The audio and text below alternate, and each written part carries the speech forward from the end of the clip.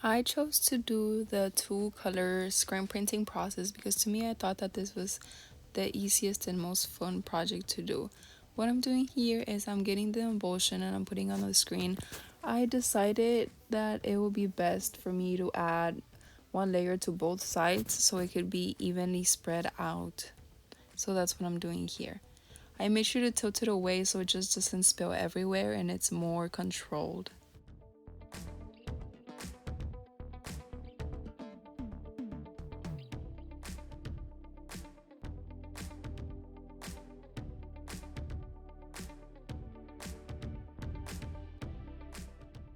Once it dries up in about 30 to 40 minutes, then you're gonna be ready to put the screen onto your screen.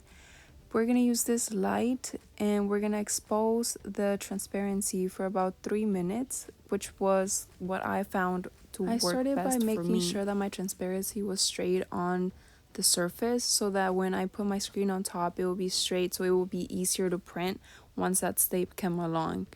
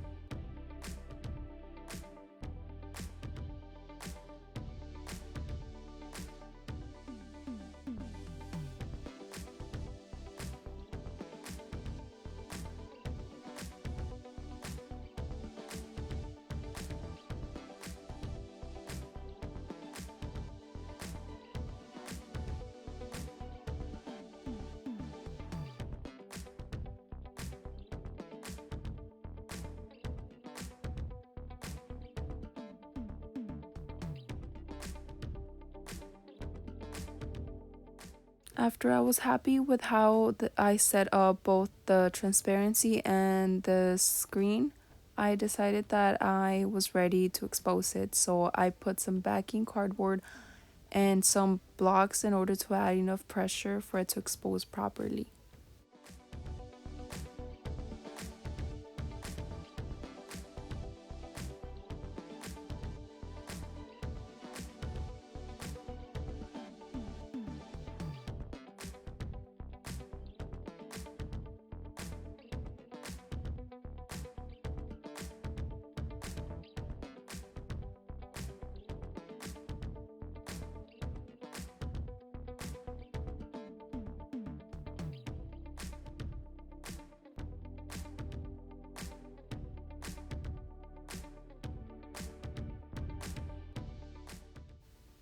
Then I moved on to the next step, which was power washing the screen to remove the emulsion that wasn't exposed to the light.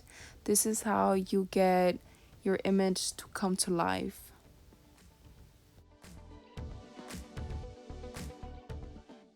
If the exposing process was done correctly, removing the emulsions should be fairly easy and it should take off without you having to go back in there for like 30 minutes trying to take it off. So that's what's going on here. As you can see, the image printed out pretty clearly and I can tell how it's going to print out based on this.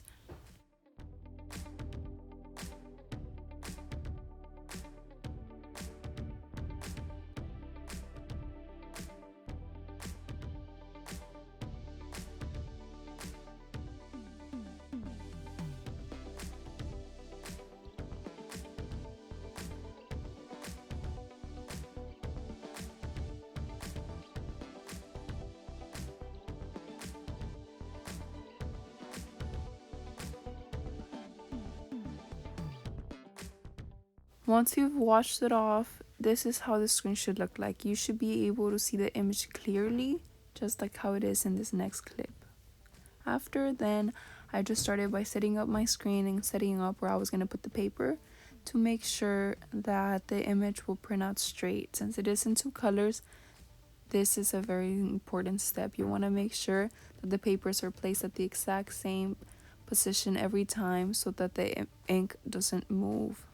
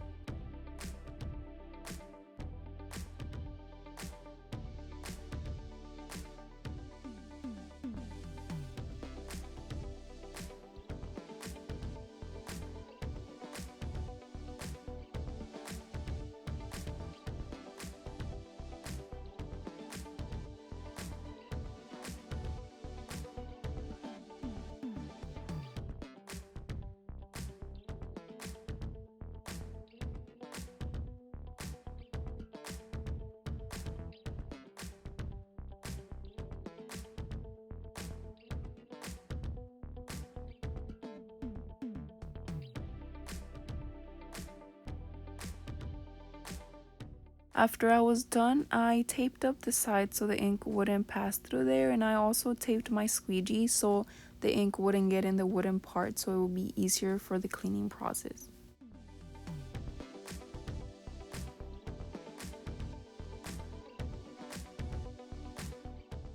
Then with a popsicle stick, I started putting the ink all across the top of the image, so then I could do a flood pass, and then I can do the push, which was when the image was finally gonna get printed.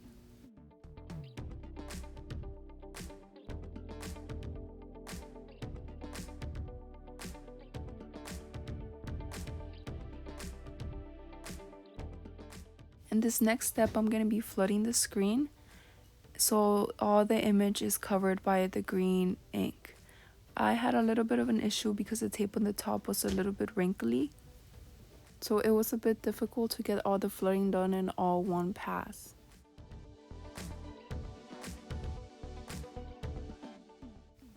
After this is when I'm going to be pushing the ink through the screen so it can print onto the paper.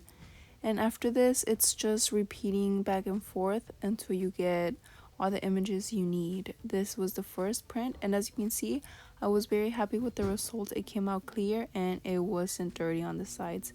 So it's very much just repeating the process over and over again, setting the paper, pushing it, flooding it, until you're happy with the results.